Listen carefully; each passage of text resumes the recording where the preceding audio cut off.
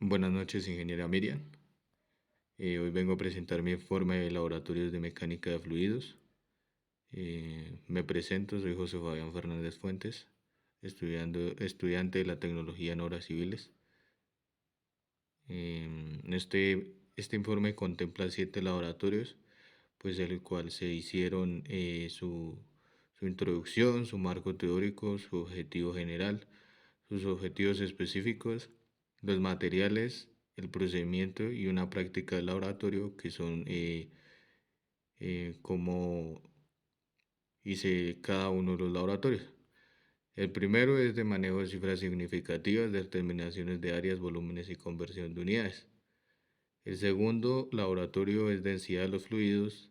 El tercer laboratorio es temperatura y dilatación lineal. El cuarto es caudal de movimiento de fluidos. El quinto es principios de Arquímedes y Pascal. El sexto, método volumétrico y ecuación de continuidad. Y por último, el laboratorio número 7 es movimiento uniforme rectilíneo. Entonces, para el desarrollo de este primer laboratorio, el objetivo pues era pues exponer el procedimiento y realizar el laboratorio y pues obtener sus respectivos resultados. Enfocado pues en el manejo de las cifras significativas, que pues ya son determinaciones de áreas, volúmenes y conversión de unidades. Pues en este pues, informe se abordará la importancia de las cifras y la precisión de los cálculos y métodos para determinar estos procedimientos. El manejo adecuado de las cifras significativas pues es esencial en cualquier medición y cálculo científico, ya que garantiza que los resultados reflejen el grado de precisión de los instrumentos utilizados y minimiza la propagación de errores.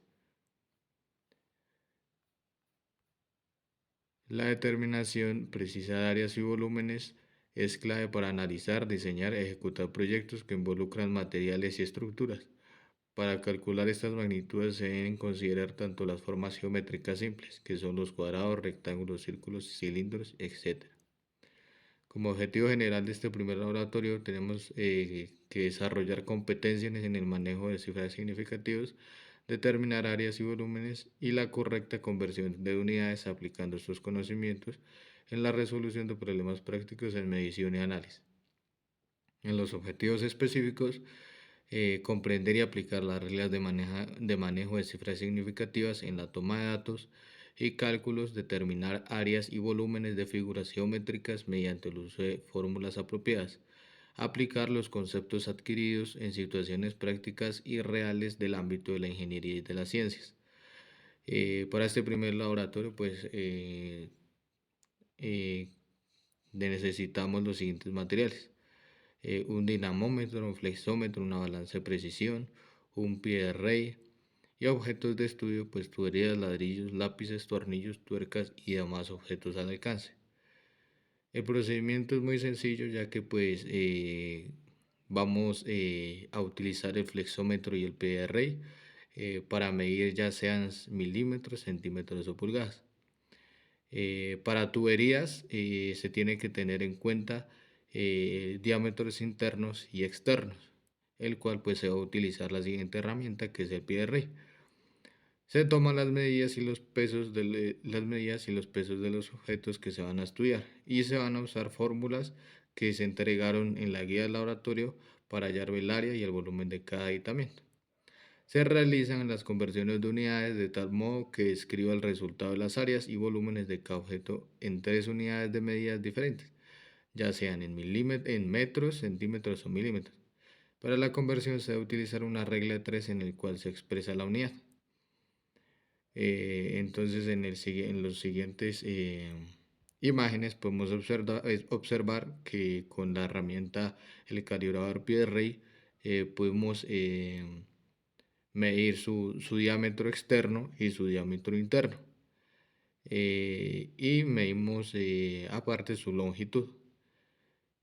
Utilizamos diferentes objetos de estudio, que fue una tubería PVC de pulgada y media. Utilizamos un ladrillo, utilizamos una tuerca, una caneca y una tubería de ventilación de 3 pulgadas, las cuales pues se hicieron sus respectivas medidas, eh, como lo estamos viendo en pantalla. Se realizaron por medio de regla 3, sus cálculos para observar qué volúmenes y áreas tenían. En el segundo laboratorio es la densidad de fluidos, pues el cual pues es fundamental pues en múltiples disciplinas, especialmente en la física, la ingeniería y la química. La densidad definida por la masa por unidad de volumen es una propiedad que influye en el comportamiento de los fluidos. En el laboratorio pues se llevó a cabo diversas pruebas para medir la densidad de líquidos utilizando instrumentos como el pignómetro y el densímetro, métodos ampliamente usados por su precisión. En su marco teórico debemos tener en cuenta que la densidad es una propiedad intensiva que se define como la cantidad de masa contenida en un volumen determinado de una sustancia expresada comúnmente en unidades de kilogramos sobre metro cúbico en el Sistema Internacional de Unidades. Existen métodos específicos para medir la densidad de los fluidos, como el uso del pignómetro, que permite pues, medir la masa y el volumen del fluido con alta precisión. El objetivo general pues, determina la densidad de distintos fluidos mediante la aplicación de métodos experimentales y analizar su comportamiento en relación con principios físicos fundamentales como la flotabilidad y el flujo. En los objetivos específicos, medir la densidad de varios líquidos utilizando instrumentos de laboratorio como el pignómetro y el densímetro y analizar la relación entre la densidad de los fluidos y su capacidad para generar fuerzas de flotación según la ley de Arquímedes. Evaluar la influencia de factores como la temperatura, la presión en la variación de la densidad de fluidos, especialmente en gases. Los siguientes materiales que utilizamos para este laboratorio fue una balanza de precisión, vasos de precipitado de 1000 mililitros, 50 mililitros y 25 mililitros, un flexómetro y los siguientes fluidos: agua, aceite, alcohol, gasolina, recipientes abiertos de 1 litro, 5 litros y 10 litros que eran tazas o baldes. Pues el procedimiento era determinar la densidad de cada uno de los fluidos, vertir el agua y pesarlo, y obteniendo desde el recipiente vacío, pues así se obtiene el peso de los 500 mililitros del fluido. Se toman otros fluidos en el vaso precipitado con una cantidad de 500 mililitros y se usa la balanza pues para determinar el peso que tiene dicho vaso sin fluido y por consiguiente con fluido. En el cual podemos observar en las imágenes que obtenemos, tomamos los vasos de precipitación y de ahí pues vertimos los líquidos, los fluidos, pues los que le íbamos a utilizar, como fue el aceite, el agua y la gasolina. Cuando se fue a pesar la gasolina, empezó a bajar el peso, ya que pues por la evaporación al ambiente, pues el fluido tiende a perderse con el oxígeno. En el laboratorio número 3 pues ya tenemos la temperatura y dilatación lineal, el cual pues es crucial para la física y la ingeniería, ya que muchas estructuras y materiales se ven afectados por los cambios de temperatura. La dilatación lineal se refiere al aumento y disminución en la longitud del material como resultado de variaciones térmicas. Este fenómeno es particularmente relevante en la construcción de edificios, puentes, vías férreas y sistemas mecánicos, donde las fluctuaciones de temperatura pueden generar tensiones que afecten la integridad. Aborda conceptos con relación a través de la ley de dilatación térmica y se presentan pues el siguiente experimento donde se va a analizar el comportamiento de los diferentes materiales que vamos a utilizar y se someterán pues a variaciones de temperatura. La dilatación lineal de un sólido se define como el cambio en su longitud cuando se produce una variación de temperatura. El coeficiente de dilatación en propiedad específica de cada material y varía con la temperatura. Los metales, por ejemplo, suelen tener un alto coeficiente de dilatación, mientras que materiales como el vidrio y el concreto tienen valores más bajos. Pues este fenómeno se debe a que en el diseño de las estructuras se tienen que evitar las deformaciones no deseadas o rupturas. Tenemos como objetivo general analizar el fenómeno de la dilatación lineal en diferentes materiales debido a cambios de temperatura mediante experimentos que permitan determinar sus coeficientes de dilatación. Los objetivos específicos es determinar experimentalmente el coeficiente de dilatación lineal de varios materiales y someterlos a cambios de temperaturas controlados. Se estudia la relación entre el cambio de temperatura y la dilatación lineal en materiales comunes.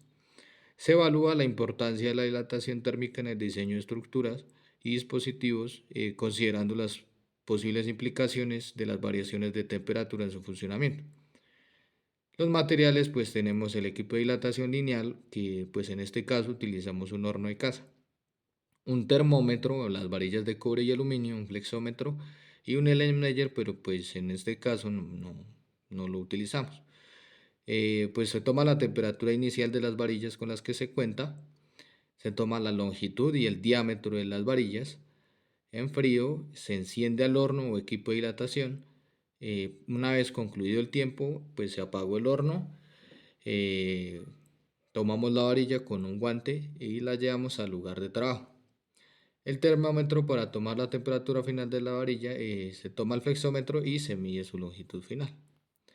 Se utilizaron las siguientes fórmulas, que es el coeficiente de dilatación, donde la variación de la longitud pues, es proporcional a la variación de temperatura y a la longitud original del cuerpo. Es decir, si un aumento de temperatura corresponde a un aumento de longitud. Entonces se tiene que el aumento de longitud es igual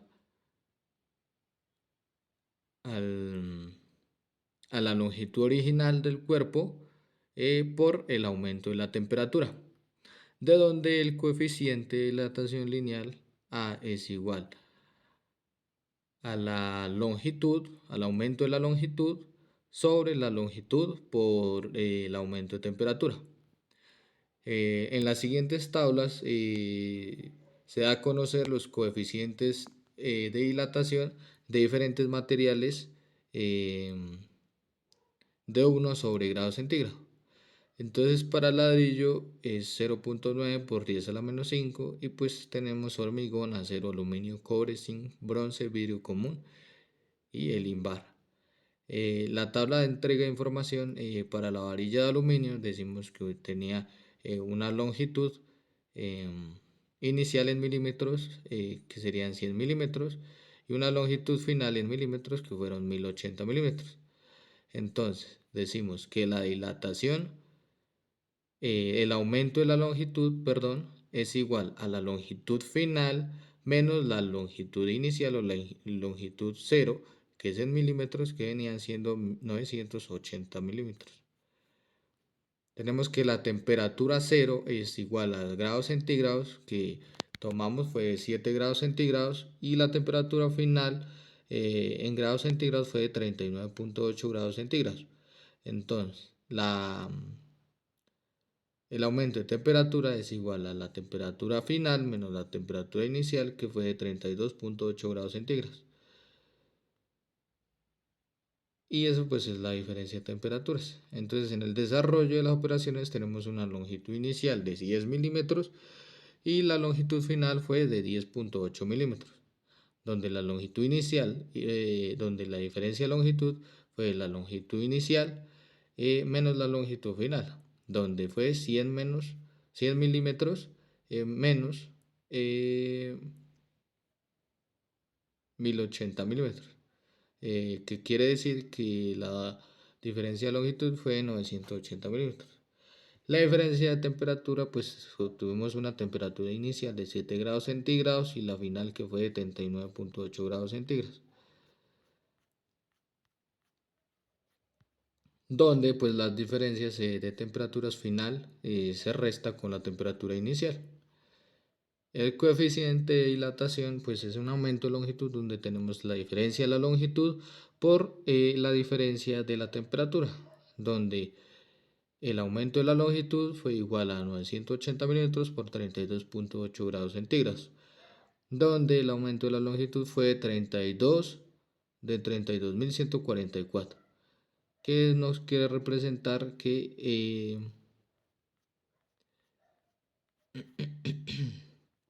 la dilatación de dicha varilla fue de 321,440. Y la evidencia, pues utilizamos una varilla de aluminio, un horno de casa, utilizamos flexómetro para medir la longitud y un termómetro por consiguiente para tomar su temperatura inicial y su temperatura final. Entonces, en conclusiones, la temperatura presenta diferentes cambios físicos en los objetos, más aún si estos se ven expuestos a cambios drásticos de esta. La dilatación es el proceso que sufre un determinado cuerpo que se ve expuesto a cambios de temperatura. La dilatación lineal es la cual existe una única variación de las dimensiones de un objeto. La dilatación volumétrica es la diferencia de volúmenes de un mismo cuerpo antes y después de ser sometido a cambios de temperatura. Voy a a explicar otros dos laboratorios interesantes, los cuales pues voy a exponer, que es los principios de Arquímedes y Pascal, los cuales pues son fundamentales, que viene siendo el laboratorio número 5, los cuales son fundamentales en el estudio de mecánicas de fluidos, el cual pues tienen las aplicaciones en diversas ramas de la ingeniería y la física, los cuales pues el objetivo de este informe o de este laboratorio pues es analizar estos principios, comprendiendo cómo se interactúan en diferentes escenarios y cómo pueden ser aplicados en situaciones prácticas. El principio de Arquímedes pues establece que cualquier cuerpo sumergido total o parcialmente en un fluido experimenta una fuerza de flotación hacia arriba igual al peso del fluido desplazado. Este principio es aplicado en el diseño de barcos, submarinos y en la medición de la densidad de sólidos y líquidos. Y el principio de Pascal establece que cuando se aplica la presión a un fluido confinado en reposo, dicha presión se transmite uniformemente en todas las direcciones dentro de un fluido. Este principio es la base de numerosos dispositivos hidráulicos como las prensas, los frenos hidráulicos y los gatos hidráulicos, y gracias a este principio los sistemas hidráulicos pueden amplificar fuerzas pequeñas, permitiendo su uso en maquinaria pesada y otros dispositivos que requieren grandes fuerzas. El objetivo general es analizar y comprender los principios de Arquímedes y Pascal a través de experimentos prácticos y evaluando sus aplicaciones en la flotación del cuerpo y la transmisión de presión en fluidos en reposo, como estos principios son utilizados en ingeniería. Se demostrará experimentalmente los principios y se van a aplicar el principio Pascal para estudiar la transmisión uniforme de la presión en cada sistema, y se evalúan las aplicaciones prácticas de ambos principios en sistemas reales como prensas hidráulicos y el diseño en embarcaciones. Los materiales son jeringas de 10 mililitros y 20 mililitros, mangueras, conexión y jeringa. Cajas de soporte, cinta, silicona, líquido poco comprensible, en este caso vamos a utilizar agua. Objetos de volúmenes y pesos variados, en este caso pues utilizamos una maceta. El procedimiento pues nosotros conectamos las jeringas a la manguera y así pues obtenemos el principio de Pascal, el cual pues en este caso pues soportó la maceta. Entonces, como podemos ver en las siguientes imágenes, se conectaron las dos jeringas, la de 10 mililitros y la de 20 mililitros. Y por consiguiente, pues se colocó una maceta de aproximadamente 3 kilogramos, y el cual al momento de realizar el experimento nos damos de cuenta de que, siendo un líquido no tan denso, pues se genera, digamos, la presión, el cual pues puede levantar cargas. Como por ejemplo, pues podemos observar los gatos hidráulicos, que por medio de un aceite y por medio de sus brazos extendibles, pues el aceite lo que hace es generar una presión y así poder levantar diferentes tipos de pesos. Y el último que me llamó más la atención fue el movimiento uniforme rectilíneo, pues el cual es uno de los conceptos fundamentales en la cinemática, que es la rama de la física que estudia el movimiento de los cuerpos, sin considerar las cosas que lo producen. Este tipo de movimiento es ideal para el análisis y comprensión en situaciones físicas y simples, sirviendo como base para estudiar movimientos más complejos. Se caracteriza por tener una velocidad constante en magnitud y dirección, lo que implica que no hay aceleración. En este tipo de movimiento, la gráfica de posición frente al tiempo es una línea recta con pendiente igual a la velocidad. Al no haber aceleración, la velocidad no cambia a lo largo del tiempo. Este modelo de movimiento es idealizado, ya que la práctica de la fricción y otras fuerzas pues, pueden afectar el movimiento de los cuerpos. El objetivo es estudiar el comportamiento de un cuerpo en movimiento uniforme rectilíneo, analizando la relación entre la distancia recorrida, el tiempo transcurrido y la velocidad constante. Los objetivos específicos es medir experimentalmente la distancia recorrida por un cuerpo en movimiento uniforme rectilíneo en función del tiempo y determinar su velocidad constante. Graficar la relación entre la posición y el tiempo de movimiento, identificar aplicaciones prácticas en movimiento uniforme rectilíneo en ingeniería como diseño de sistemas de transporte, donde es importante mantener una velocidad constante, y en estudios de cinemática básica.